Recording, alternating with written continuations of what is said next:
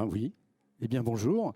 Et sous vos applaudissements, bien entendu, une entrée forcément mystérieuse de Gwendal Parmentier et de Maud Robert. Voilà. Donc, un très grand merci à vous d'être présents à l'occasion de ce nouvel épisode des rencontres, Regards croisés, philosophie et cinéma. Voilà. Avec notre duo absolument implacable, philosophe, mais aussi cinéphile averti. D'accord. Et donc, traditionnellement, je vais me livrer à un petit exercice de lecture du résumé du film. Je suis désolé. Alors, l'action se déroule... Le film dont on va discuter ce soir, nous sommes bien d'accord. Alors, l'action se déroule en 1890 au large de la Nouvelle-Angleterre. Un gardien expérimenté et son apprenti viennent assurer la relève de l'équipe sur un îlot fouetté par les vents et perdu en plein océan. Leur mission, assurer le bon fonctionnement du phare durant 4 semaines.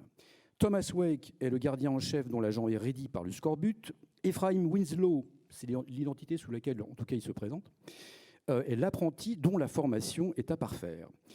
Ce dernier subit l'autorité de son supérieur irascible et accomplit les corvées liées à la maintenance technique du bâtiment, ainsi que d'autres besognes domestiques. Le privilège d'accéder à la coupole du phare lui est mystérieusement refusé. Ce lieu qui renferme la lampe semble être aussi celui de curieuses activités solitaires auxquelles se livrent son supérieur. Et on n'est pas tout à fait certain du caractère solitaire par ailleurs. Alors, en raison d'une tempête épouvantable, annoncée par des nuages de cauchemar, le ravitailleur ne veut pas les rejoindre et la relève est compromise. Les provisions sont gâtées par l'humidité et les rations s'amenuisent. La folie, qui s'est déjà insinuée par de fugaces et par de violents soubresauts, s'installe définitivement dans le récit, prélude au drame final. Et là, je ne peux pas résister, je cite quand même le réalisateur. « Rien de bon ne peut arriver quand 2 hommes sont isolés dans un phallus géant. » C'est donc le réalisateur qui s'exprime. Alors, je me disais qu'on allait évoquer rapidement la question de la post-horreur, mais je me dis qu'on va essayer de gagner un tout petit peu de temps. On y reviendra peut-être un peu plus tard, si vous êtes d'accord. Alors, je me permets également de rappeler quand même au public que le film dont on va discuter ce soir est projeté à 21h au Ciné TNB, dans le digne prolongement de la conversation, de l'échange qui va se dérouler là, maintenant. Eh bien, je crois qu'on va débuter, il me semble, par un extrait. Est-ce qu'on est bien d'accord ? Eh bien, voilà. Un petit extrait qui va... Oui, on a choisi de vous diffuser directement un extrait, puisqu'en effet, pour ceux qui ne l'auraient pas vu, c'est un traitement très étonnant. Donc, pour savoir de quoi on parle, donc, premier extrait. Et normalement, si on arrive à gérer notre temps, il y aura un deuxième extrait, si tout va bien. Donc, on débute. Ouais, un extrait qui me donne bien la température, qui rend bien compte. Maud, ça va être l'occasion de vous exprimer sur la question du traitement. Alors c'est parti. Pour ceux qui découvrent le film, donc c'est un film de Robert Eager. Donc c'est son 2e film, ça c'est quand même assez prodigieux. C'est quelqu'un, donc on en reparlera, qui vient plutôt du monde du théâtre, donc qui était à la mise en scène et au décor aussi. Et il est passé à la réalisation donc il y a eu un court-métrage, une adaptation d'une nouvelle d'Edgar Allan Poe. Ensuite, son premier film a eu un grand succès, donc c'était The Witch. Et ça, donc, il est sorti en 2016, son premier film, et The Lighthouse, donc son 2e film, 2019. Et entre-temps, il y en a eu un autre, The Northman, en 2022. Donc pour l'instant, à son actif, 3 films. Donc pour ceux qui découvrent, ce qui est assez fabuleux dans ce film-là, c'est vraiment en effet le traitement du film. Donc il y a une volonté affirmée de faire un traitement expressionniste en fait du film. Donc moi je voulais vous exposer en quoi c'est expressionniste, quel intérêt ça peut avoir pour la narration. Donc si je démarre là-dessus. Donc sur le cinéma expressionniste, donc là, ce qui va être intéressant tout de suite, c'est le format qu'on peut constater. C'est un format très atypique. Donc c'est son chef opérateur qui voulait absolument retrouver les objectifs en fait qu'on pouvait avoir dans les années 20-30, donc pile au moment où les premiers films expressionnistes sont sortis. Et donc à force de recherche, donc c'est finalement à la Panavision qu'il a réussi à trouver ses objectifs. Donc on a ce format extrêmement spécifique. Et en termes de photographie, de plans, donc ce qui est frappant, c'est à quel point les images sont sublimes. Chaque plan finalement est un tableau. Il y a un côté extrêmement maniaque dans le film, quelque chose de l'ordre du fétichisme de l'image. Tout est extrêmement soigné, extrêmement léché. C'est une série de tableaux finalement qu'on nous propose. La volonté, c'était de rendre ça extrêmement authentique, de donner une impression de réel. Donc, c'est censé être une histoire donc c'est une adaptation à partir d'une histoire vraie qui a eu lieu donc en 1890. Peut-être tu peux raconter ce qui s'est passé, l'histoire réelle. L'histoire réelle, elle est assez amusante en fait, parce qu'il s'agit de deux protagonistes qui viennent d'un même village. Bonsoir d'ailleurs au passage. et du coup, en fait, ils se connaissent et on les appelle les deux Thomas à l'époque. Et en fait, ils se détestent, c'est de notoriété publique. Mais ils vont quand même être envoyés tous les deux sur cette île avec le phare, pour accomplir la même besogne que ce qu'on voit dans le film. Sauf que comme ils se détestent, du coup, les gens ont un pressentiment, on va dire ça comme ça. Et en effet, ça n'y manque pas. Au cours d'une réflexion, je ne sais plus quelle partie du phare, il y en a un des deux qui a un accident en fait et qui va mourir sur place. Et du coup, son collègue qui redoute les foudres de la justice et des rumeurs, des ragots en fait, décide de ne pas enterrer son collègue pour que justice soit rendue et qu'il soit constaté en fait qu'il n'est pas un meurtrier. Donc c'est assez amusant puisqu'on parle des deux Thomas et en effet dans le film il y a aussi ce déploiement en fait sur la question de l'identité dont on reviendra tout à l'heure et qui est assez intéressant. Je voulais juste rebondir sur le côté obsessionnel de la photo et c'est peut-être aussi cette même obsession qu'on va retrouver dans le film. Les deux sont finalement très obsédés l'un comme l'autre, peut-être à l'image du réalisateur. Oui. Oui, il va y avoir des images rémanentes, entre guillemets, qui reviennent, des thèmes qui vont revenir de manière obsessionnelle. Oui. Mais donc là, sur le format, on est vraiment donc, dans quelque chose de typique. On a aussi donc la photographie, ce qui va être très caractéristique. Alors si on est sensible aux différences, quand on est en extérieur jour, on est plutôt dans un traitement très réaliste. Par contre, quand on est en extérieur nuit, donc là c'était la fin de la séquence, là il y a un contraste très fort au niveau du noir et du blanc. Quand on est dans des scènes d'intérieur, dans le phare, donc là le côté expressionniste de la lumière est particulièrement fort. Et donc là, on ne va pas avoir de décor. Peut-être que vous avez des images en tête. Normalement, dans les premiers films expressionnistes, on a des décors invraisemblables, avec des figures très géométriques, etc. Donc là, on n'a pas du tout ça. On a quelque chose, un traitement quand même réaliste. Mais finalement, la lumière, les cadres, vont donner une certaine atmosphère très inquiétante. Inquiétante, mais aussi, donc, on pourrait avoir peut-être un peu mystique aussi. On n'est pas que dans l'horreur, on peut aussi être dans le sublime. Enfin, c'est ça qui est assez dérangeant. Et donc, les scènes d'intérieur dans le phare, oui, elles vont avoir un traitement très fort par contraste. Et ça, je voulais juste vous prévenir aussi, si certains l'ont déjà vu et ont des reproches à lui faire, ou si certains comptent le voir ce soir. C'est un film qui a suscité beaucoup de malaise et des réactions très diverses. Donc il a pu être extrêmement encensé, comme il a pu être conspué. Et dans les reproches qui lui ont été faits, c'est justement ce caractère très formel, très esthétisé, et un film qui fonctionne peut-être un peu trop par référence.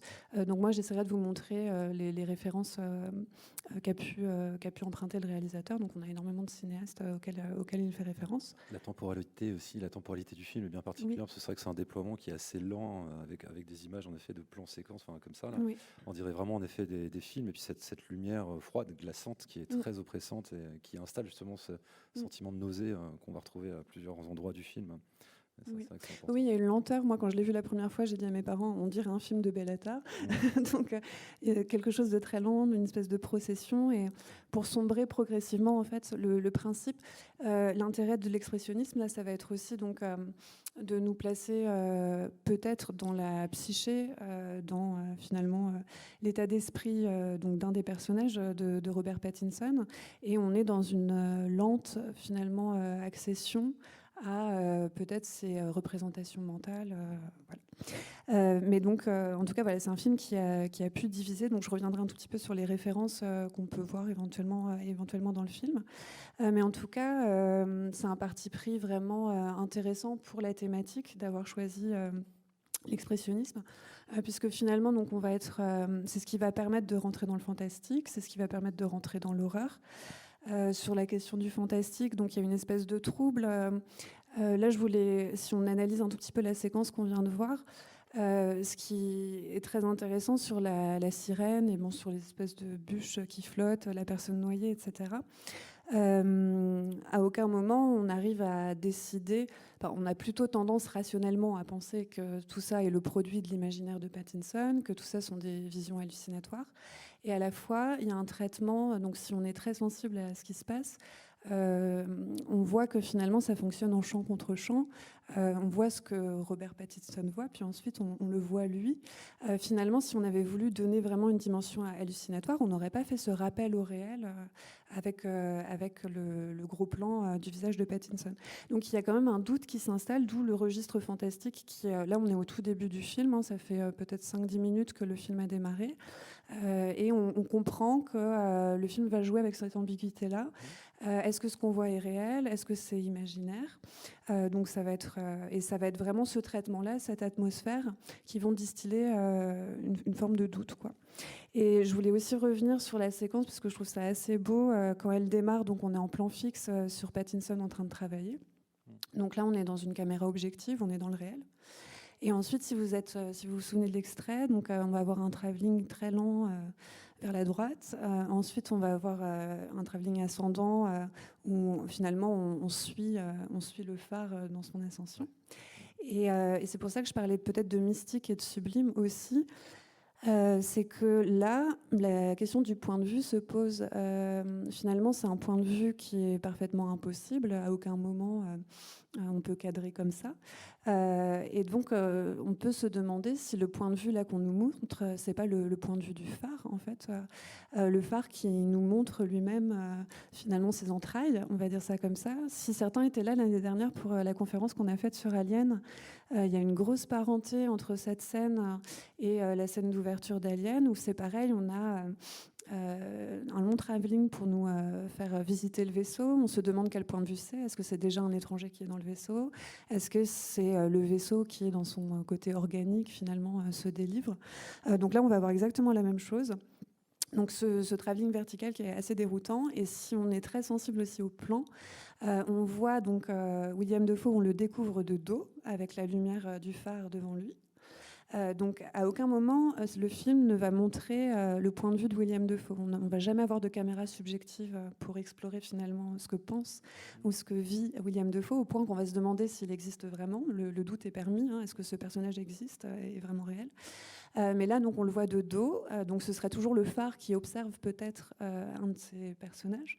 Et ensuite, on va avoir le point de vue finalement de la lumière, en fait, de la lumière du phare qui va éclairer le visage de William Dafoe. Et donc là, on est d'emblée dans le film, on est dans une atmosphère fantastique, peut-être aussi quasi mystique. Le phare est peut-être animé d'une sorte d'âme. Il y a peut-être quelque chose d'animiste qui est exploré au tout début. Et sinon, je voulais insister aussi sur le fait que, oui, l'expressionnisme, ça permet donc de symboliser, de figurer peut-être l'état psychique du personnage joué par Pattinson. Et progressivement, donc on va se poser la question de est-ce qu'il est fou ou non? Mais comme je l'ai dit, le doute est permis sur la réalité ou non de ces visions. Mais en tout cas, donc là, c'est le moment de citer les influences du réalisateur. Donc lui, il a revendiqué en tout cas certaines influences. Donc lui, il mentionne Kubrick. Kubrick, c'est pour plusieurs choses. C'est quelqu'un d'aussi maniaque et d'aussi fétichiste. C'est quelqu'un qui storyboard absolument tout. Donc Robert Eggers, c'est la même chose. Kubrick, ça va être la même chose aussi si vous pensez à Shining. L'hôtel aussi dans Shining est presque animé par une âme aussi. On a aussi la question des visions hallucinatoires, etc. Donc ça, c'est assez évident comme référence. Mais la citation de Kubrick, on en trouve aussi une musicale. Oui. Si on écoute avec beaucoup d'attention, il y a énormément d'allusions qui sont faites à Shining à travers le film. Et sinon, dans les revendications aussi, donc, il y avait la référence à Polanski. Donc là, moi, ça m'a surtout fait penser... donc c'est un film qui est un peu moins connu de Polanski, c'est avec Catherine Deneuve. Donc on est en noir et blanc, ça s'appelle Répulsion. Et elle est dans un appartement... et elle bascule dans une espèce de psychose où les pièces commencent à se déformer à mesure qu'elles sombrent dans la folie. Où là aussi on a un traitement expressionniste chez Polanski. Donc on va avoir toutes ces références-là. On a énormément de références aussi littéraires. Donc ça va être Moby Dick, L'île au trésor, Lovecraft. Voilà. Et sinon, donc, on a des références assez appuyées aussi à Hitchcock. Plusieurs fois, on va voir la figure des mouettes, et des mouettes comme une présence inquiétante, etc. Même l'ascension dans le phare, ça peut faire penser finalement au haut du clocher dans Vertigo. Donc on a toutes ces références, et on a aussi la référence à David Lynch, où on a aussi cette question de qu'est-ce qui nous est montré à l'écran. Est-ce que c'est vraiment la projection mentale d'un des personnages? Est-ce qu'il n'y a pas une part de réel, de vérité là-dedans? Donc on a tout ça, et une des questions, une des hypothèses un peu audacieuses, moi, que j'aimerais formuler, c'est que peut-être c'est pas si hallucinatoire qu'on pourrait le croire, mais donc ça on le verra dans un second temps. En tout cas, là on voulait vous montrer que dans un premier temps, l'hypothèse la plus vraisemblable, c'est que ce qui nous est montré, c'est bien les projections mentales de Pattinson, ses fantasmes, ses angoisses, et finalement peut-être ses pulsions. Donc c'est l'idée que peut-être que là c'est un cinéma non pas tant hallucinatoire que libidinal, quoi. C'est vraiment la pulsion représentée. Je crois, Gwendal, que cette thématique de la pulsion n'est pas sans susciter quelques réflexions un peu fécondes. Oui, c'est un film un peu coquin quand même, on va le dire comme ça. C'est vrai qu'il va falloir être un peu accroché si on est sensible à ce sujet-là, puisque c'est vrai que c'est un cinéma pulsionnel, clairement. Déjà, c'est dit en effet par le réalisateur lui-même, mais c'est surtout que ce qu'on va pouvoir voir aussi, c'est ce symbole très phallique du phare, évidemment, qui va avoir une double fonction, à la fois d'emmener les marins à bon port, et puis ici, il y a vraiment un enjeu autour de la conquête du phare, dont on va parler un tout petit peu plus tard. Mais ce qui est assez intéressant aussi dans le film, c'est ce côté hyper réaliste, comme on le voit là sur les photos, où finalement on vit vraiment le quotidien de deux personnages qui vivent vraiment la vie du phare. Et en même temps, donc, il y a cette entrée dans le fantastique qui suggère en effet quelque chose de très pulsionnel. Et fantasmatique aussi. Ouais. Et c'est vrai que ce qui est intéressant, c'est que ce cinéma-là va tenter de sublimer finalement quelque chose qui est d'ordre de la folie, et une forme de déshumanisation aussi. Donc ça, c'est plutôt chouette, c'est plutôt brillant, notamment par une forme d'éclatement des repères, on va dire ça comme ça, des normes, des règles sociales, même s'il y a une forme de réitération permanente entre l'ancien, le vétéran, on va dire, et le novice, chacun essayant de garder sa place. Mais en tout cas, ce qui est chouette, c'est qu'il y a une dominante évidemment très sexuelle dans ce film, déjà parce que le phare se dresse sur la mer. Voilà, c'est déjà très intéressant. Et parce qu'à un moment donné, en effet, le vétéran le plus âgé, on constate qu'il fait des trucs un peu bizarres tout en haut du clocher, on va dire ça comme ça, et qu'il y a une forme de convoitise de la part du plus jeune qui aimerait bien accéder à ça. Je ne vais pas dire ce qu'il y fait parce qu'il faut laisser un petit peu de mystère. On va dire que c'est très sexuel, comme ça répondra peut-être au questionnement. Mais si je peux me permettre, ça fait partie des choses qui m'ont dérangé aussi à l'accueil du film. Puisque alors c'est assez génial, si vous allez à la projection ce soir, il faudrait faire un micro-trottoir, je pense, en sortant, pour recueillir vraiment l'état de choc presque, en fait.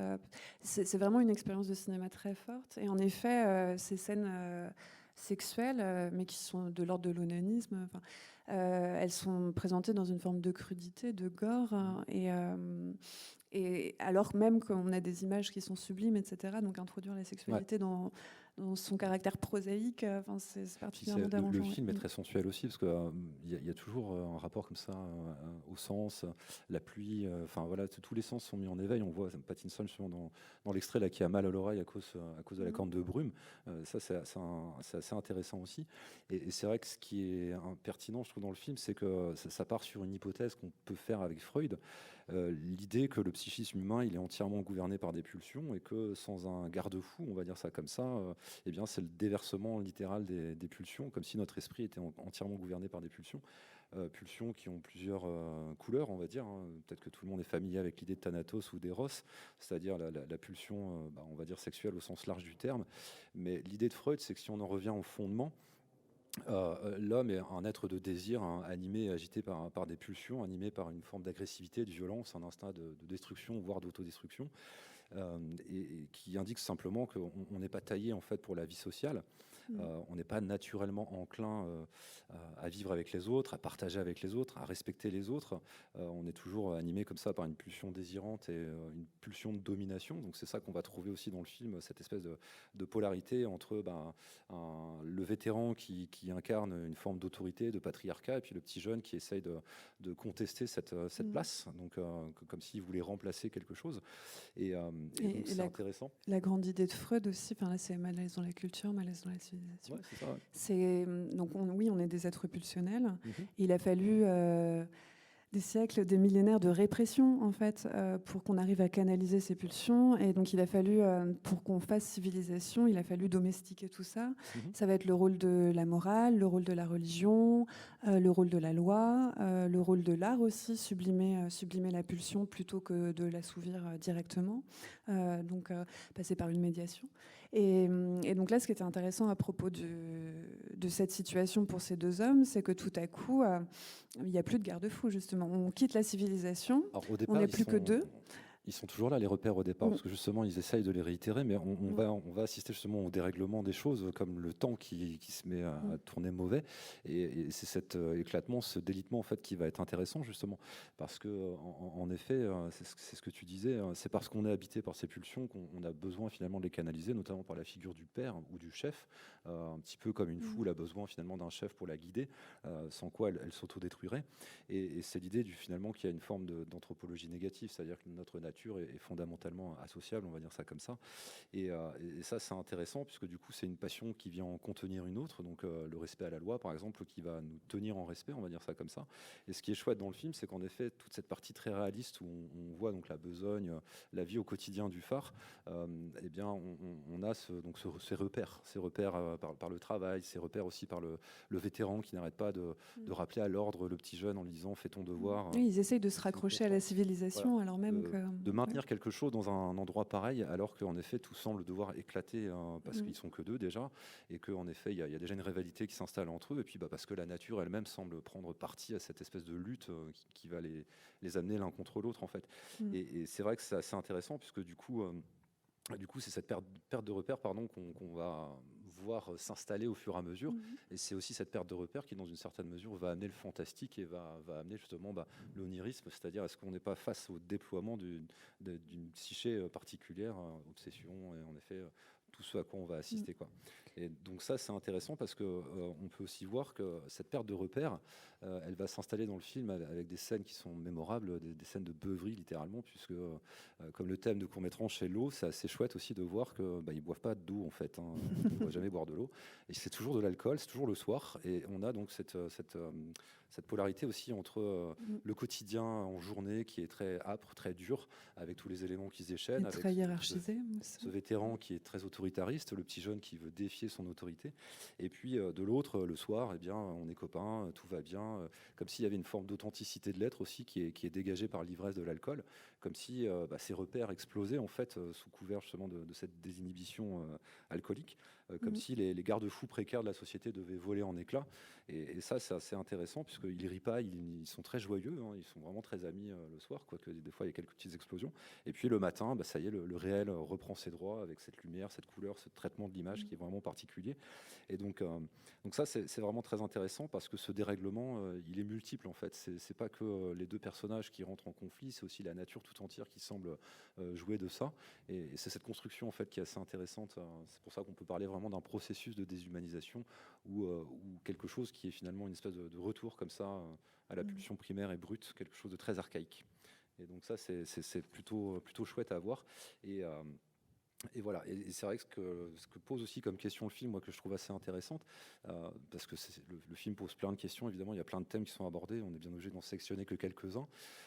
Ce qui est chouette aussi, c'est qu'est-ce qui mène en fait ces hommes vers une forme de folie. C'est quand même assez inattendu de voir que ce monde-là qui est le leur explose complètement, et il n'y a plus rien qui fait sens, jusqu'à se poser la question de savoir mais qu'est-ce qui peut amener deux hommes comme ça sur un caillou juché en pleine mer. Et c'est vrai qu'on l'entend assez souvent dans le film, c'est d'abord la pitance, c'est la subsistance, le salaire, ils viennent là pour gagner de l'argent, et c'est intéressant aussi de voir la question du travail qui est en filigrane derrière, c'est-à-dire accepter l'inacceptable au nom justement d'une récompense, on va dire ça comme ça, un petit peu comme la figure paternelle qui justement récompense ou punit. Et là aussi, le traitement du vétéran, c'est souvent ça. Un coup il est sympa, un coup il est méchant, et on va jouer comme ça sur les deux tableaux. Donc ça, c'est très intéressant, et ça va installer justement un état de confusion qui va vraiment plonger le spectateur dans le même état que Winslow, le Pattinson, hein, et faire en sorte que finalement les émois de l'acteur nous contaminent et qu'on soit nous-mêmes perdus dans tout ça, justement, d'où le questionnement aussi folie, réel, imaginaire, mythe, etc. Donc ça, c'est très intéressant. Ouais. Moi, j'aimerais juste rebondir sur si c'est un cinéma aussi libidinal, dans ce film-là. Donc là, toujours l'explication freudienne, c'est une espèce de retour du refoulé. Donc on est des êtres pulsionnels, primitivement, on est comme ça. Et vous avez ça dans plein de romans. Le roman, un des plus connus, c'est Sa Majesté des Mouches. Vous placez 10 enfants sur une île, tout part à volo, et c'est finalement les pulsions qui s'expriment, quoi. Et donc là, c'est exactement la même chose. Tout ce qui nous tient, tout ce qui nous retient en fait de continuer à être dans la pulsion, c'est la civilisation. À partir du moment où on s'en éloigne, elle ne peut que ressortir, revenir du refoulé. Et en effet, il y a des tentatives de la part de Defoe pour réinstaurer des règles, pour justement maintenir un semblant de civilisation, mais ça ne marche pas, quoi. Donc la pulsion, elle ne cesse de revenir et elle devient de plus en plus oppressante, en fait, plus en plus. Jusque dans nos rêves d'ailleurs, où tout est permis dans nos rêves individuels, où je sais pas, on peut tuer quelqu'un qu'on n'aime pas, par exemple. Ça montre bien justement ce phénomène de censure. Et là, c'est ce qui se passe, étant donné qu'ils sont isolés, la censure entre guillemets sociétale, elle ploie en fait sous le joug de la pulsion. Ouais. Et puis il y a un bel hommage aussi dans la séquence qu'on a vue, donc Defoe qui est en extase totale. Donc il y a aussi une connotation sexuelle face à cette lumière. Tous les deux vont convoiter en fait de monter en haut du phare, d'accéder à la lumière. Donc vraiment la lumière du phare, c'est censé être l'objet absolu du désir, quoi. Pour être oedipien, c'est le phallus, quoi. C'est posséder le phallus. C'est la guerre du phallus. Oui, alors il y a une guerre autour du même objet, mais c'est aussi une espèce de soif d'absolu. Et ce qui est intéressant aussi, il y a une ambiguïté. Quand Pattinson, on le suit dans la nuit s'approcher de l'eau, il y a une lumière très forte dans l'eau. C'est quoi cette lumière? Est-ce que c'est la lune? Est-ce que c'est le phare? Là, lui aussi, il est attiré par cette lumière. Est-ce que c'est vraiment le bois qui flotte, la figure noyée, est-ce que c'est pas plutôt la lumière? Il y a une espèce de pulsion scopique. Chez Freud, la pulsion scopique, vouloir voir à tout prix, c'est un dérivé de la pulsion sexuelle. Donc là, c'est aussi la même chose. Il a besoin d'assouvir quelque chose, d'aller au-devant de sa pulsion. Et ça finit quand même par une sirène, quoi, cette image-là, quoi. Donc aller au bout de sa pulsion scopique, ça signifie ça. Donc, mais en tout cas, oui, la première hypothèse la plus vraisemblable, en effet, c'est ce qu'on voit, c'est avant tout ce qui se passe dans la tête de Pattinson et ses fantasmes, mais teintés aussi. Donc, ce que tu disais, c'est autant des pulsions de vie que de pulsions de mort, quoi. Il y a aussi quelque chose de morbide qui peut être présent dans son esprit, quoi. Et qu'on va retrouver un peu plus tard dans la suite du film. C'est vrai qu'on ne va pas déployer trop la suite du film. Faut garder le mystère quand même, important pour les gens qui l'ont pas vu. Écoute, là je t'avoue que peut-être qu'on passe le deuxième extrait. Ah, tu veux passer au deuxième extrait? Soit on continue, soit on passe le deuxième extrait. Ça paraît tout à fait techniquement possible, en tout cas. Oui. On peut envoyer le deuxième extrait. On passe donc il est beaucoup plus court. Et pour vous le situer, donc là, on est presque à la fin. Donc on essaie de ne pas vous gâcher non plus l'expérience si vous ne l'avez pas vue. Mais on est presque à la fin. Justement, on a un rappel à la règle, du coup, puisque le vétéran, là, du coup, il lui rappelle qu'il n'a pas le droit de quitter son poste, donc ça c'est assez chouette. Et puis la force aussi justement du patriarche maintenu par la hache, ça c'est assez intéressant aussi. Et, on a envie d'y être dans cette scène tellement c'est chouette avec cette pluie, cette boue, ça donne envie. Hein. On a envie d'y être, c'est ce que tu es.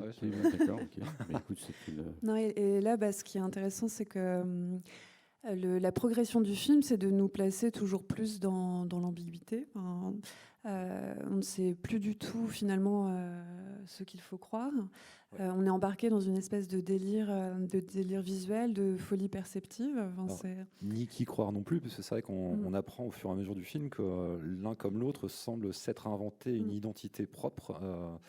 Voilà, le plus jeune conteste la véracité des propos du plus vieux, et le plus vieux apprend que le petit jeune en fait a un autre nom et une autre histoire, et qu'il a fui finalement son passé. Donc là aussi, c'est une question sur l'identité qui est assez intéressante, qu'on pourra déployer un petit peu plus tard.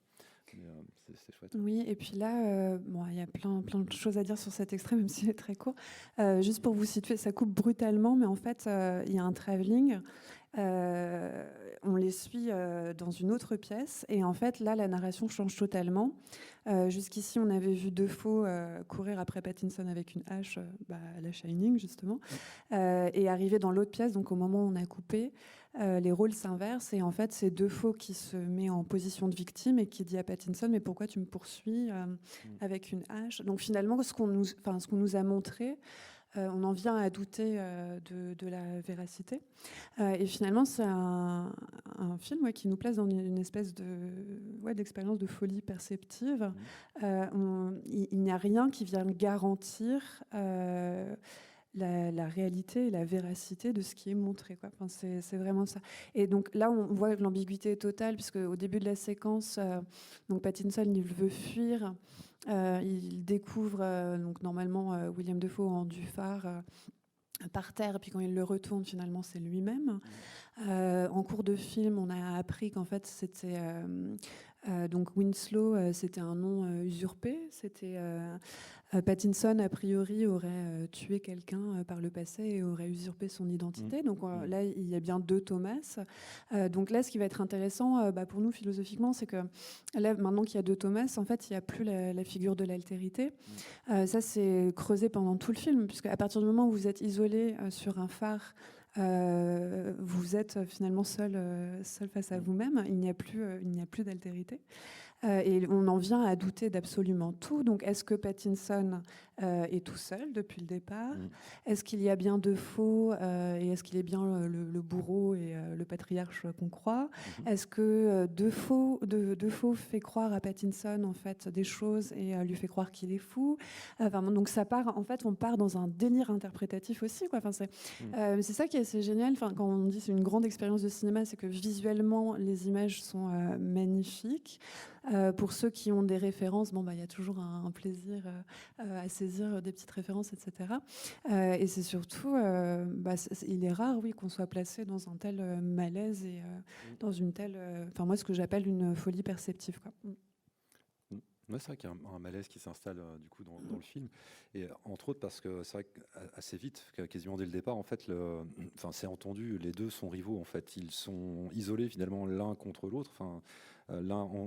Renvoyer l'un dos à dos, on va dire ça comme ça, et dans une espèce de solitude absolue qui va être redoublée pour le coup à partir du moment où l'équipe qui doit les remplacer ne peut pas accoster à cause de la tempête. Là, du coup, c'est carrément l'abandon finalement des hommes du continent. On va dire ça comme ça, c'est vraiment la désertion du dernier rempart en fait humain, le devoir, la morale, qui supposerait peut-être d'aller secourir ces gens-là ou de les relever, etc. Ce qui fait qu'on va vraiment avoir une espèce d'explosion après fantasmatique dans le film à partir du moment où la tempête s'installe et qu'on peut plus venir les chercher. Là, ils sont vraiment laissés tout seuls, vraiment l'un contre l'autre, tout seuls sur leur île. Et cette solitude absolue, elle est assez chouette à penser, puisque c'est vrai que du coup, à partir de là, on va avoir des scènes d'orgie, on va avoir des scènes de défécation, on va avoir aussi une sexualité avec une sirène, on va aussi avoir l'idée d'un assassinat qui va se fomenter. Donc c'est vraiment l'éclatement des derniers remparts humains. Il n'y a plus aucun tabou. C'est ça, tous les tabous. Alors, plus que de sexualité avec la sirène, il y a quasiment un viol de sirène qui se produit sous nos yeux quand même. Et puis c'est de la zoophilie dans une certaine mesure. Ça dépend si on veut voir le poisson ou la femme. Oui. Dans la sirène, là, je ne pourrais pas me prononcer. Mais c'est vrai que c'est chouette, et ça fait penser surtout à l'analyse que Deleuze a voulu produire dans La logique du sens, notamment quand il utilise Michel Tournier et Vendredi et l'herbe du Pacifique, et il essaye de voir en fait finalement ce que peut provoquer l'absence d'altérité, l'absence de l'autre. Et c'est vrai que ce que note en fait Deleuze, qui est assez chouette, c'est l'idée que le champ perceptif va se dépouiller de toute toute forme de potentialité. Et c'est vrai que pour Deleuze, l'idée, c'est que autrui, en fait, c'est l'autre nom donné au possible dans ce qui est actuellement perçu, hein, et qui vient structurer le monde. Et il va utiliser un exemple qui est resté célèbre dans l'histoire de la philosophie. C'est vrai que Deleuze aura cette expression de dire qu'un visage effrayé, c'est l'expression d'un monde possible effrayant ou de quelque chose d'effrayant dans le monde que je ne vois pas encore. Et ce qui est bien à travers cette formule ici de Deleuze, c'est que il essaye de supprimer finalement une espèce de dualisme entre quelque chose ou quelqu'un, c'est-à-dire entre le sujet et l'objet. Et lui, il ramène en fait l'altérité carrément à un cadre qui rend possible toute perception. Et ça, c'est intéressant parce que finalement, la véritable altérité, c'est pas l'autre humain en fait. La véritable altérité, c'est finalement l'absence de l'autre qui rend ce que Deleuze appelle l'autre, enfin un autre qu'autrui. C'est vrai que c'est sa formule à lui. Mais en fait, autrui nous masque la réalité du monde, on va le dire comme ça, puisqu'il vient rendre possible un monde possible. Et ça, c'est intéressant parce que du coup, est-ce que c'est pas aussi ça qui est proposé à travers ce film, justement, qui l'un de l'autre vient cacher en fait la réalité. Et c'est une problématique qui est chouette, notamment à partir aussi de la question du désir, puisque on va toujours avoir cette idée que c'est l'autre en fait qui m'indique ce qui est désirable. L'objet du désir finalement passe par la médiation d'autrui. Et qu'advient-il si un jour, bien du coup, autrui n'est plus là pour me désigner donc à la fois l'objet du désir. C'est pour ça qu'à un moment donné, Pattinson commence à faire l'amour avec une statuette en bois, des choses comme ça. On a une espèce là aussi d'éboulement en fait de ce qui est désirable ou non. Et là, avec l'éclatement justement de la norme entre guillemets. Et donc ça, c'est assez intéressant. Et on a cette idée aussi d'une espèce de recomposition quand il y a quelque chose qui se détruit comme ça, comment on se reconstruit derrière, comment l'identité peut prendre pied alors que justement la figure de l'autre n'est plus là pour acquiescer de ce que je vois, de ce que je crois, et ainsi de suite. Pour reprendre Deleuze, souvent en fait, il part de ça dans mon souvenir. On connaît tous Vendredi ou la vie sauvage. Et ça, c'est censé être la version édulcorée en fait de Robinson Crusoe, la version pour adultes entre guillemets, qui est beaucoup plus angoissante. Donc c'est c'est les larmes du Pacifique. Ouais. Et en fait, Robinson reste seul. La figure de l'altérité n'apparaît pas. Et quand bien même il a été éduqué, il est le produit finalement, il est un produit social. C'est comme s'il finissait par tout désapprendre et progressivement en fait, à partir du moment, donc c'est beau ces pages de Deleuze, à partir du moment où il n'y a plus d'altérité, je viens à en douter de tout finalement ce que je perçois. Donc il y a un verre d'eau sur la table. Est-ce que quelqu'un peut me garantir en fait de la réalité de ma perception?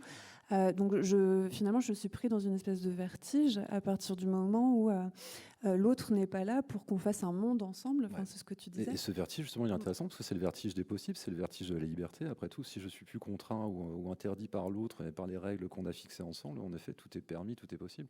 Et ce vertige de la liberté, il est assez intéressant aussi à penser parce que dans le film, c'est ce qui se passe. Il y a une forme de déraison, entre guillemets, au sens où il y a une absence de raison de faire, d'avoir, d'être. Il y a une perte de sens qui est totale, une perte de repère aussi, un petit peu comme un navire qui dériverait en pleine mer.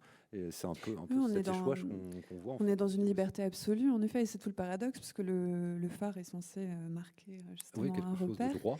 Et là, plus rien finalement ne sert de repère. Sans filet, littéralement, sans filet. Ouais. On est face à une espèce de vertige existentiel où on peut tout faire, on peut tout commettre, etc. Mais Deleuze, donc c'est vraiment l'idée. Moi, je voulais retenir ça par rapport à la folie perceptive. Nous, ce qu'on voit, c'est ce qui se passe certainement dans la psyché d'un être humain qui est laissé seul. Et ça, c'est quelque chose, il y a eu beaucoup de recherches qui ont été faites. Moi, quand j'en parle aux élèves, je parle de ça. C'est une des tortures les plus horribles qu'on puisse infliger à un être humain. C'est pas tant une torture physique, c'est vraiment l'isolement le plus total. On a des biens quand même. Oui, non, mais il y en a des biens, on est d'accord. Mais je sais pas, l'expérience du couloir de la mort, par exemple, être pendant des semaines, des mois, voire des années, privé de tout contact humain, être absolument seul face à soi-même, sans aucune altérité. Ouais, sachant que le soi, du coup, peut peut-être aussi s'évaporer finalement. S'il n'y a plus l'autre, pour faire écho à mon moi, entre guillemets, je ne peux plus me définir non plus. Parce que c'est vrai qu'en général, on se définit par rapport à ce qu'on n'est pas. Je ne suis pas une fille, donc je suis un garçon. Je ne suis pas ceci, donc cela. Et là, il y a une dissolution totale de... Donc, la perception, elle devient douteuse et vertigineuse. Il y a une dissolution de la conscience. Ouais. Ce que tu disais là à l'instant, c'est la question de l'identité. Enfin, qui suis-je à partir du moment où finalement je n'ai pas d'altérité. Enfin, si l'altérité disparaît, la notion d'identité disparaît aussi.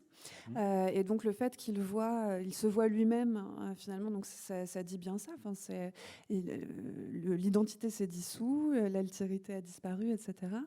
Et c'est je démarrais là-dessus à propos de l'extrait, c'est que l'ambiguïté est totale.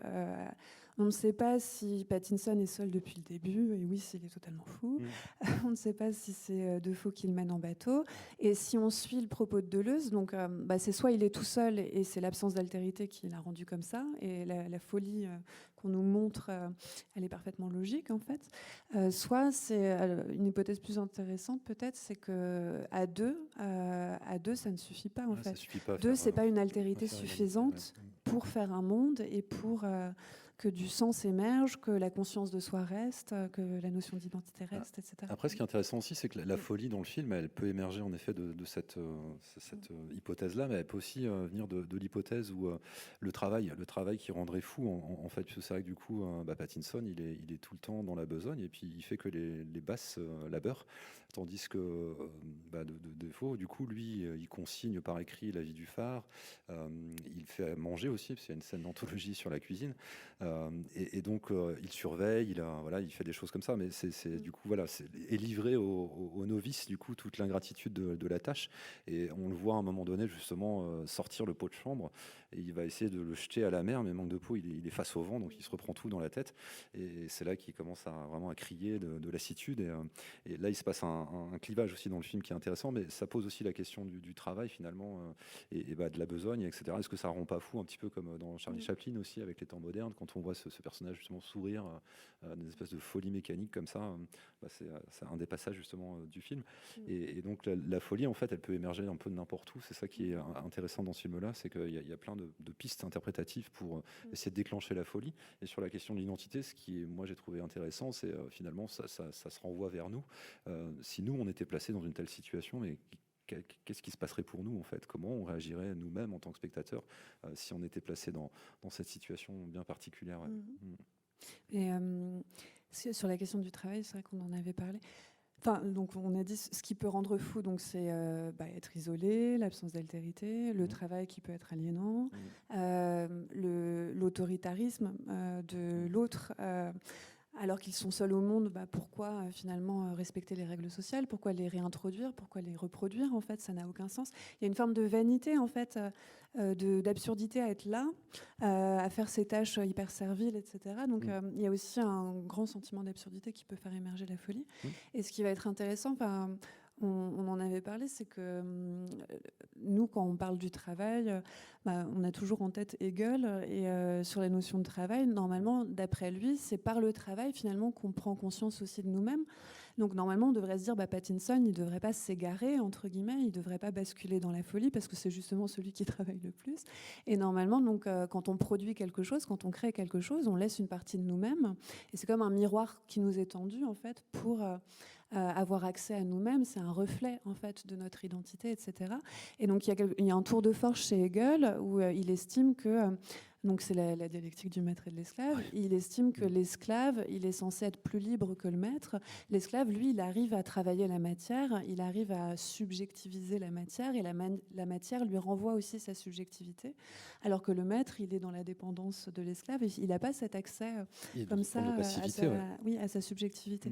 Mais là, on voit que c'est pas du tout opératoire, quoi. Le travail n'est pas du tout une planche de salut, ça ne suffit pas, et au contraire, on a un propos extrêmement critique. Le travail ne va pas permettre l'accès à la conscientisation, on va dire ça comme ça. Après, ce qui est intéressant, c'est qu'on est sur un processus ici. On est vraiment dans une espèce de lutte pour la reconnaissance, puisque du coup, l'objet d'appropriation, ça va être donc le phare et ce qui s'y passe. Mais c'est surtout qu'on va avoir du coup une lutte permanente, en effet, entre deux absolus. Et comme il n'y a qu'un seul absolu, forcément, il y en a un des deux qui doit plier devant l'autre. Et c'est ça qui est intéressant. L'absolu, c'est la lumière. On pourrait y voir la connaissance, on pourrait y voir tout ce qu'on veut. C'est le symbole de la lumière par excellence. À vous de voir ce qu'on peut trouver là-dedans. Mais par contre, c'est vrai que c'est deux absolus qui sont dans une rivalité totale. Et donc le film va jouer en permanence comme ça sur cette rivalité entre l'un et l'autre. Et il y a juste les petits moments, en effet, de retrouvailles où ils semblent un peu plus en phase l'un avec l'autre. Notamment, il y a une scène où c'est assez amusant parce qu'ils dansent ensemble, etc. Quand on parle d'éditement aussi des normes, des règles, il y a même une espèce comment dirais-je, enfin, montrer un peu quelque chose d'une relation d'ordre homosexuel, en fait, on va dire ça comme ça, dans une espèce de câlin comme ça, un peu équivoque. Oui, l'émergence d'une sensualité entre eux. Ouais, c'est ça, ouais. Et ça, c'est intéressant aussi, du coup, puisque comme il est question de sirène et de sexualité, c'est vrai qu'on peut aussi se poser la question, que fait l'isolement, que produit l'isolement sur un être humain par rapport à ses besoins, à son instinct, à ses pulsions. Et ça, c'est vraiment très intéressant de voir le traitement qui est fait à ce sujet, quoi, en particulier. Ouais, moi, je me permets quand même de revenir un petit peu sur l'extrait que vous avez sélectionné, parce qu'il y a une représentation très impressionnante de William Dafoe, à un moment donné, dans Les hallucinations de Ephraim Winslow. Oui. Il y a d'autres petites allusions aux citations mythologiques un petit peu de cet ordre-là. Moi, je pense même à la manière dont, comment dirais-je, Eggers décrit les tâches, les besognes qu'exécute Winslow. Il y a dans la cuve qui remonte dans la tour du phare, il y a dans la brouette qui remonte aussi en haut de cette espèce de butte impossible et battue par les vents et la pluie. Quelque chose un petit peu du rocher de Sisyphe, quoi. Il est en train constamment de reproduire un certain nombre de tâches comme ça. Alors, est-ce qu'on peut revenir un petit peu sur cette affaire de manière de composer avec cette Oui, à mon sens, il y avait 3 grands mythes, entre guillemets, dans le film. Donc, Sisyphe pour le côté absurde et les tâches qui se répètent indéfiniment. Donc, Sisyphe, il est condamné à pousser son rocher en haut d'une montagne, et chaque jour, le rocher redescend de la montagne.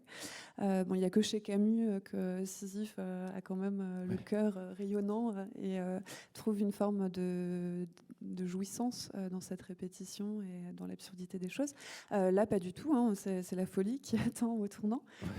Sinon, dans cette scène-là, donc là, ce serait plutôt, éventuellement la figure de Zeus. Enfin, c'est vraiment le père. Il est beaucoup plus grand que Pattinson.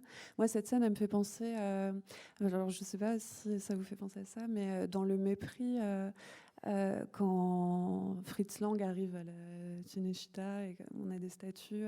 Donc il y a une musique comme ça très très forte avec des gros plans sur les dieux grecs. Donc là, il y a quelque chose aussi de... Zeus, à la fois, il est irreprésentable, mais si on devait le représenter à l'écran, oui, ce serait une figure monstrueuse, énorme. Et là, la question de la luminosité du regard... ça, je ne sais pas trop quelle interprétation on peut donner à ça. De toute façon, on aura un échange avec vous si vous avez des suggestions.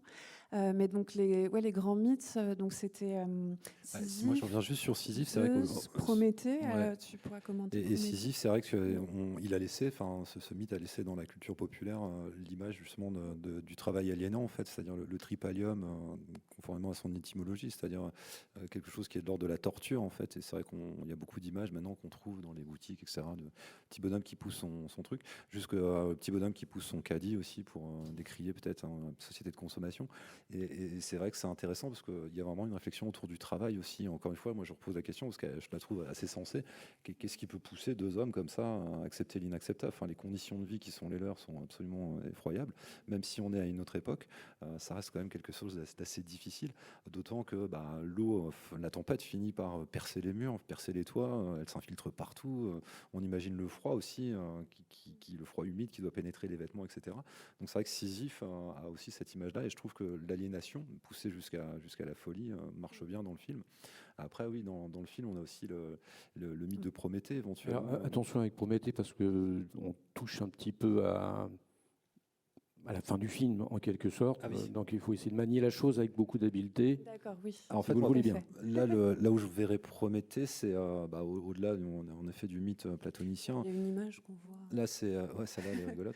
Une image, ou si elle n'est déjà apparue, je sais pas. Non, j'aurais dû la censurer, j'étais trop bête. Je suis désolé, je laisse trop de liberté à ces philosophes fous. Bon, bref, c'est pas grave. Parlons-en donc librement. Non, et en fait, c'est juste, c'est un vrai questionnement aussi, c'est que du coup, quand on voit ce phare là, construit sur un petit caillou, ça pose nécessairement la question, en effet, de la technique nature, et en effet, l'origine, la destination de l'homme aussi, c'est intéressant parce que le phare, à la base, a quand même une fonction très particulière qui est quand même d'amener à bon port les biens et les personnes, donc c'est vraiment de la marchandisation, en fait. Et on n'oublie pas que le commerce international ou mondial, c'est d'abord développé par voie maritime essentiellement pour prendre son essor, évidemment. Le phare, c'est une espèce de symbole civilisationnel et technique. C'est ça, ouais. D'où la figure de Prométhée. Ce Prométhée est censé avoir volé le feu et la technique aux dieux. Donc on a ça, mais on a une espèce de... comment dire de... Je sais pas pour dire ça, mais c'est un Prométhée. Souvent, quand on parle de Prométhée, c'est pour parler du progrès technique, etc. Là, c'est une figure déchue, quoi, de Prométhée. On retrouve aussi Sisyphe, quoi. Il y a quelque chose d'absurde finalement dans ce phare. Donc oui, peut-être c'est un symbole civilisationnel, mais finalement le quotidien. Le quotidien là-bas n'a aucun sens, quoi. C'est quand même, ce qui peut passer pour absurde, c'est d'avoir l'idée simple d'aller construire un truc à cet endroit-là, alors que c'est balayé par les vents, etc. C'est une prouesse technique et architecturale sans conteste, mais ça reste un objet de curiosité en fait par rapport à nos attentes et à cette destination humaine, on va dire. Et dans les derniers mythes, je vais revenir juste sur la séquence après, mais dans les derniers mythes, ce sera la dernière image dans le diaporama. C'est comme une image un peu subliminale, ça apparaît, ça dure moins d'une seconde dans le film. Donc Pattinson, donc on est en caméra subjective et on comprend qu'il voit William Dafoe sous les traits de Poséidon, mais un Poséidon très effrayant. Et donc là, sur le mythe, finalement, donc c'est toujours la hiérarchie. Dans la séquence, Zeus, c'est censé être quand même le père aussi. Donc là, Poséidon, c'est la même chose. Finalement, Dafoe, c'est celui qui maîtrise l'élément, c'est celui qui maîtrise le phare, etc. Et c'est aussi celui peut-être qui connaît les mystères de l'océan. À un moment, donc, quand on parle de mystique, il y a donc William Dafoe, c'est une énorme partition d'acteur pour lui, mais donc il déclame des poèmes, etc. Et puis il parle avec beaucoup de mysticisme, de la mer. Il croit aussi à certaines légendes marines. Et à un moment, quand il voit Pattinson agresser une mouette, il lui promet une forme de malédiction. Donc là, on a un côté, le côté Poséidon qui est là, mais qu'on verra plus en détail après. Mais donc à chaque fois, c'est quand même la figure du père, et c'est ce que tu disais. C'est finalement celui qui essaye de le ramener à une forme de santé mentale et de rationalité, et qui essaye de bannir la pulsion. Mais à la fois, c'est celui qui cède aussi de temps en temps, qui cède lui-même à ses pulsions, qui cède à l'ivresse, et qui est lui-même tiraillé, quoi. Donc c'est un père défaillant, un père qui n'arrive pas, qui sous couvert d'autoritarisme n'arrive pas en fait à ramener l'ordre pour autant. Il ne conserve pas sa place aussi. Ça, hein. Et alors sur la question du mythe, donc moi ce que je trouvais assez génial, c'est que alors quand on connaît un tout petit peu la filmographie du cinéaste, donc dans The Northman notamment, à la toute fin du film, il y a une scène, moi que j'ai trouvée grandiose. Voilà. Je ne vais pas tout dévoiler non plus, mais il y a une scène, une espèce de combat mythique entre l'oncle et son neveu. Et vraiment, on est dans la caricature du mythe. On a un peu comme dans Le Seigneur des Anneaux 3, quand on met l'anneau dans le volcan. Donc là, c'est la même chose. La lave est en éruption. Ils combattent au glaive. C'est la figure du héros, en fait. On est vraiment dans la caricature la plus extrême. Et à la fois, il n'y a peut-être pas mieux pour illustrer l'image mythique, une espèce de scène primordiale Et ça, on a ça chez un autre psychanalyste, chez Jung. C'est l'idée que peut-être on est habité par un imaginaire un peu archaïque, qu'on a tous, universellement, quelle que soit notre culture, quelle soit l'époque à laquelle on vit, certaines images mentales qui sont là de manière primitive. Et dans les scènes archaïques qui peuvent habiter notre esprit, bah oui, il y a le combat avec le père. Enfin, il y a la lutte pour tuer le père. Il y a la lutte éventuellement fratricide, enfin, dans les mythes Abel et Caïn, etc. Bon, là, dans The Northman, c'est l'oncle et son neveu. Ça peut être Hamlet, justement, l'oncle et son neveu. Enfin, comme s'il y avait donc des images qui étaient, oui, finalement totalement présentes à notre esprit, quand bien même elles n'ont rien de rationnel. Mais en tout cas, c'est un imaginaire qui serait commun, qui serait primitif, qui serait archaïque. Ouais, ça a des Et traces. Jung parle de psyché originaire pour ça, donc c'est l'âme originaire. Et donc finalement, c'est pour ça que moi je voulais aller un peu plus loin sur la lecture du film. C'est est-ce que c'est un film qui parle de l'ambiguïté entre le réel et l'imaginaire? Est-ce que c'est vraiment Pattinson donc, qui est fou et on nous symbolise finalement ses états mentaux, etc. Est-ce que c'est pas un peu plus audacieux que ça? Est-ce que c'est pas un film très très très ambitieux en fait, qui veut nous montrer déjà une vérité de notre psychisme? Enfin, oui, nous sommes tous habités par des images comme ça. Donc la sirène, c'est donc pas forcément ce symbole-là, mais la sirène, c'est quand même être travaillé par le désir sexuel. La lumière, en effet, c'est la connaissance, mais aussi le désir sexuel. Tuer le père, les luttes fratricides, etc. Donc est-ce que c'est pas mettre en scène non pas la psyché de Pattinson, mais la psyché humaine? Donc ça, c'est quand même audacieux. Et on peut encore aller plus loin. Donc là, on est vraiment très, très... c'est une hypothèse audacieuse quand même. Mais donc c'est l'idée que peut-être, donc ça n'a rien d'hallucinatoire, ça nous dit une vérité de l'être, une vérité métaphysique. En fait, ce qu'on nous montre, c'est le fond des choses. Et ça, on a pensé à ça parce que dans une interview, donc c'est quelqu'un d'hyper... qui a énormément de références. Et donc il dit, oui, voilà, moi j'ai voulu travailler sur des contraires. J'ai voulu illustrer la dualité entre l'apollinien et le dionysiaque. Et nous, forcément, ça nous parle parce que donc ça, c'est notamment travaillé chez Nietzsche. Donc c'est dans La naissance de la tragédie. C'est une des premières œuvres, une œuvre de jeunesse de Nietzsche. Il explique que finalement, donc, dans les œuvres d'art, en règle générale, mais surtout, donc là, il illustre ça dans la tragédie grecque, il y a des forces contraires, des polarités, en fait, qui s'exercent. Donc, d'un côté, l'apollinien, donc Apollon, donc ça va être la beauté, les belles apparences, les belles images, l'ordre, l'harmonie, la beauté, etc. Et le dionysiaque, qui est plutôt du côté du chaos, de l'ivresse. Donc, l'ivresse qui est très importante dans le film. Ouais. Là, ça marche bien. L'ivresse, l'orgie. Donc Dionysos, c'est vraiment le côté sombre de l'être humain, tout ce qui est justement pulsionnel, tout ce qui n'est pas visible. Donc l'ivresse, l'orgie, la souffrance, la pulsion de mort, etc. Et donc lui, il a voulu montrer ça. Et donc là, on peut se demander, du coup, là, le traitement de l'image, donc nous montrer des images aussi sublimes, on est du côté de l'apollinien. Et chez Nietzsche, l'apollinien, il est nécessaire. On a besoin d'en passer par des belles choses. On a besoin d'en passer par une représentation, par un dialogue. Donc là, il analyse vraiment le théâtre. Et je vous l'ai dit, Robert Iger, c'était un homme de théâtre quand même avant tout. Donc il a forcément connaissance de ce que dit Nietzsche à propos du théâtre. Et donc on a besoin de la beauté pour illustrer ce que le réel peut avoir de laid, ce que le réel peut avoir de plus sombre et ce que la psyché humaine aussi peut avoir de plus sombre. Donc oui, il faut en passer par des très belles images, des très beaux plans pour faire contraste avec l'horreur, d'où le mélange de mysticisme et de fantastique dans le film, de sublime et d'horreur. Et donc le dionysiaque pour Nietzsche et je pense pour Iger, c'est la vérité du monde dans lequel on est, la vérité du réel. Enfin, il y a une portée métaphysique du film. Il veut nous dire que le réel est souffrance, le réel est douleur et horreur, et en même temps extase.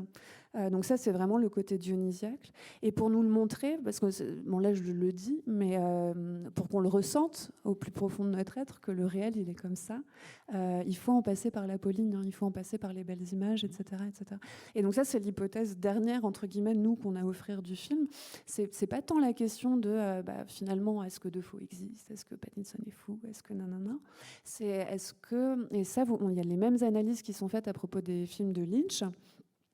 Est-ce que on a la première strate de lecture, la première grille de lecture où c'est le surréalisme ou le fantastique, etc. Est-ce que donc c'est ça les films qu'ils proposent, ou est-ce que c'est pas de l'hyper-réalisme? Est-ce que finalement donc la vérité c'est l'illusion, la vérité c'est je sais pas comment le dire simplement, mais c'est pas simplement les projections mentales des personnages qui nous sont montrées, c'est le réel dans ce qu'il peut avoir de fantasmatique, dans ce qu'il peut charrier dans Ce qu'il a de cru nos aussi. imaginaires. Oui. Ce qu'il a de cru. Ouais. Ce qu'il a de cru, oui, de purement pulsionnel. Ouais, Le ça. côté archaïque, c'est vraiment la pulsion, quoi. Et donc, il n'y avait pas mieux que de choisir un phare, de choisir l'isolement de la civilisation, Et surtout d'aller l'eau. au contact de la pulsion à l'état brut. L'eau aussi, parce que du coup, tu parlais de traces archaïques, mais c'est vrai que beaucoup de cultures ont toute une histoire comme ça bien particulière à l'eau. Et c'est vrai que les sirènes, c'est pas propre à la culture de la Grèce antique. C'est vrai que les sirènes, elles sont partout. Surtout que là, voilà, en Bretagne, il y a les Mary Morgan. Je sais pas, chez les Écossais, on a les Selkies. Enfin, chaque culture finalement a déployé aussi un imaginaire autour de l'eau. Et c'est ça qui est intéressant aussi, c'est que là, l'élément eau permet en effet de lever une réalité, comme tu le suggères ici. Et l'eau, il y a un côté aussi sur la mémoire, enfin mnémosine, etc. Comme si elle nous révélait quelque chose d'immémorial, qui a toujours été là et qui est peut-être le fond, la vérité de l'être. Quoi. Et c'est d'autant plus intéressant qu'aujourd'hui, on le tend fameux à Prométhée dire, derrière. Ouais, on tend à dire que l'eau a une mémoire, justement, et c'est vrai que c'est ce que donnent parfois les analyses des scientifiques. On retrouve des traces de tout un tas de trucs dans l'eau, comme si elle était en capacité de conserver quelque chose. C'est pas si absurde de penser, en effet, qu'on a un rapport particulier à l'eau. Et voilà. Et ce qui est chouette dans le film, c'est que du coup, il y a une forme de poésie aussi. Par rapport à ces traces un peu archaïques, du coup, comment on peut essayer de les lever, les montrer, on va dire, et à travers un film comme ça, c'est assez intéressant. Ouais. Et juste sur la question de... Donc, dans l'interview qu'il donne, quand il parle de l'apollinien du dionysiaque, donc il explique que lui, il veut toujours travailler par contraste, par polarité. Enfin, il estime que quand je parle de vérité de l'être, de vérité métaphysique, enfin, le réel est creusé par des contradictions permanentes, par des tiraillements. Notre psyché est travaillée par des tiraillements. Contradictions nous-mêmes. La psychanalyse, c'est ça. Enfin, c'est notre esprit. Il n'est que conflit psychique. Et les rêves nous permettent d'apaiser ces conflits psychiques. La névrose, c'est justement quand le conflit psychique n'arrive pas à se résoudre, etc. Enfin, donc le réel est conflit, d'où c'est l'importance chez lui des conflits, des combats primordiaux, etc. dans sa filmographie.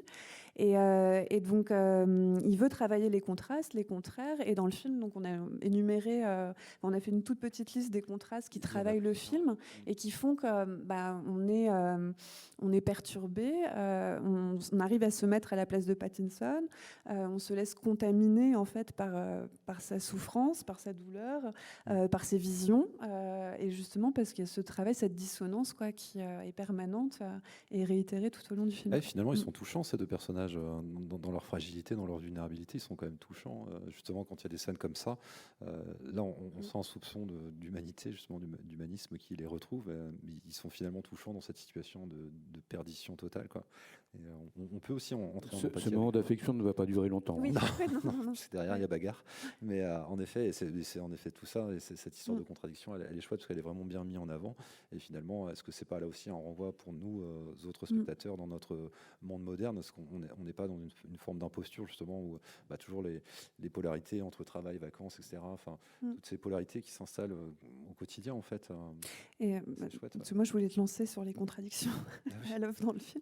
C'est pas grave. Nous, on en avait listé. Il y a, là, ce qui est intéressant dans la première séquence, souvent, donc il y a un contraste entre ce qu'on appelle la musique diégétique, enfin, le son diégétique, donc vraiment qui est dans l'histoire, c'est le son des éléments qu'on nous montre. Ça appartient à ce qui est montré. Et la musique extra diégétique.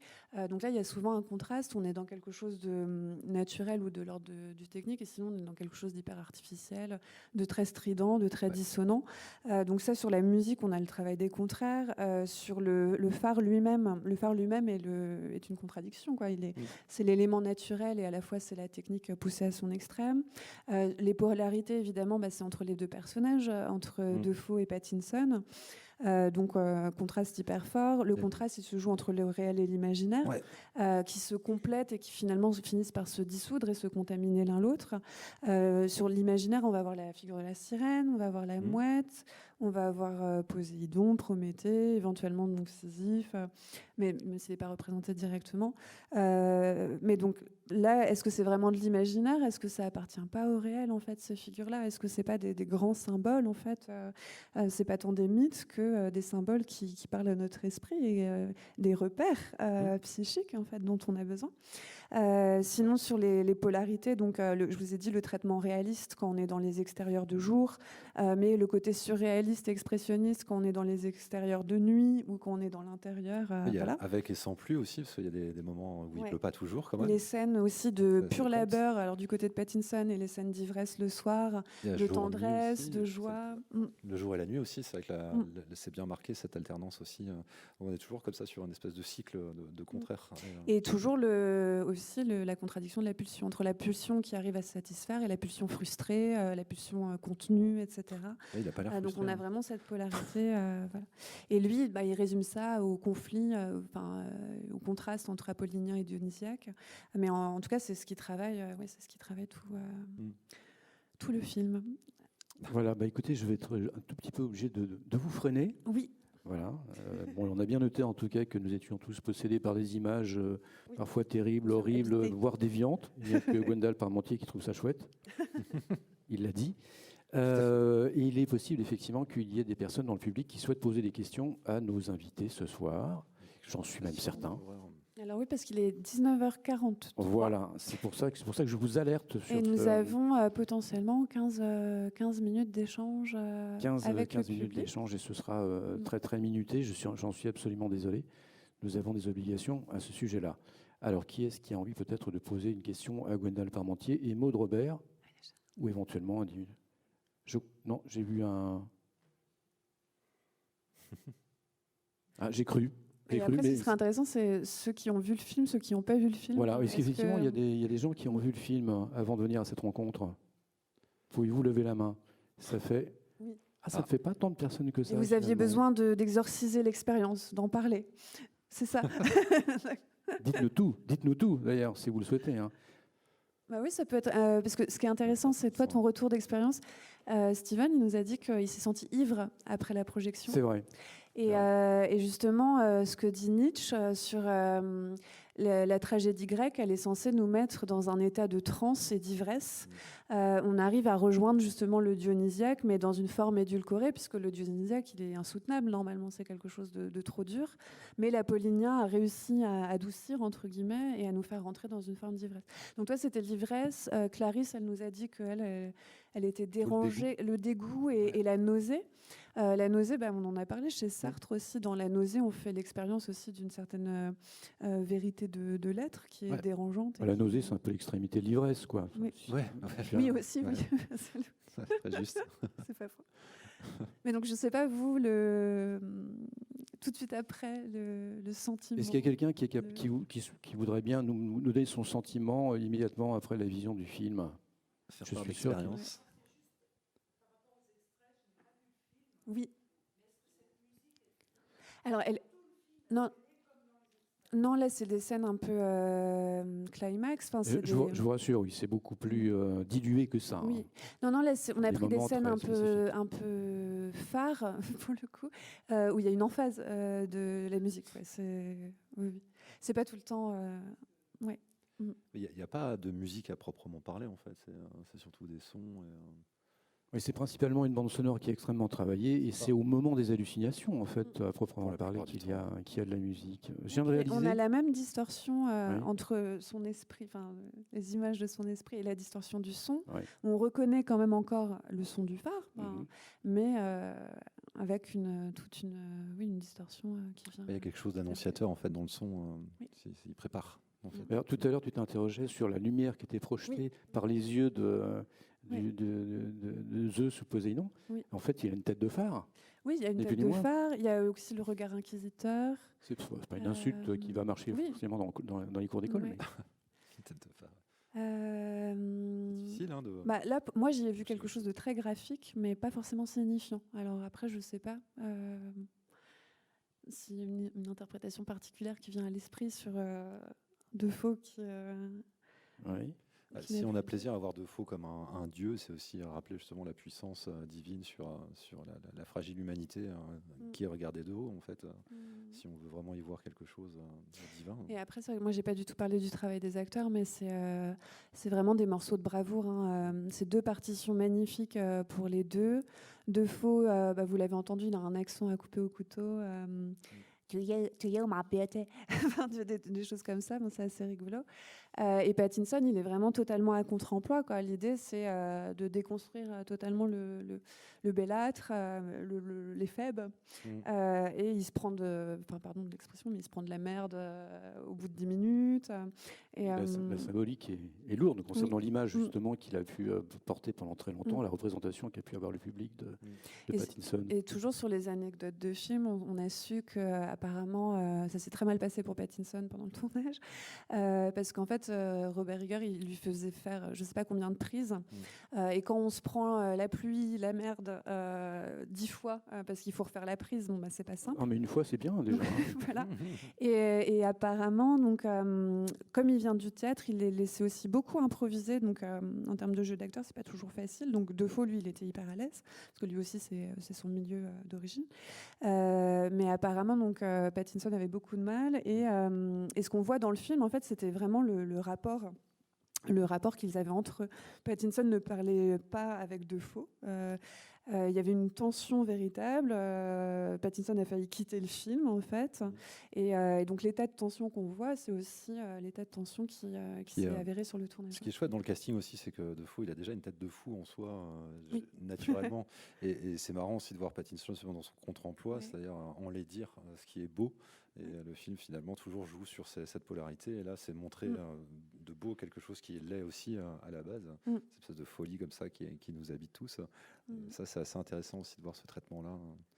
C'est vrai que Defoe, il fait peur, déjà, naturellement, je trouve. On va aller des petites questions quand même. Oui, je suis certain qu'il y a au moins une question qui va être posée à nos invités. Qui va aller le voir du coup après coup ce film. Oui, qui aura l'audace d'aller à OTNB ce soir à 21h. Est-ce que ça vous a donné envie d'aller voir le film ce soir à 21h au Ciné TNB? Aurez-vous l'audace On compte sur vous. On en a quand même. Oui. Bravo. D'accord. Ah bon? Je sais pas, j'ai du mal à en parler parce que c'est vraiment un film coup de poing. On en prend Oui, plein la gueule, plein les oreilles. Oui. Les photos sont magnifiques. Quand on aime la mer, on est subjugué par ce film, même si au bout d'un moment, c'est effrayant. Et je vous remercie de vos éclairages. Je n'avais pas perçu toute la symbolique qu'il y avait dans ces images. Beaucoup m'avaient échappé.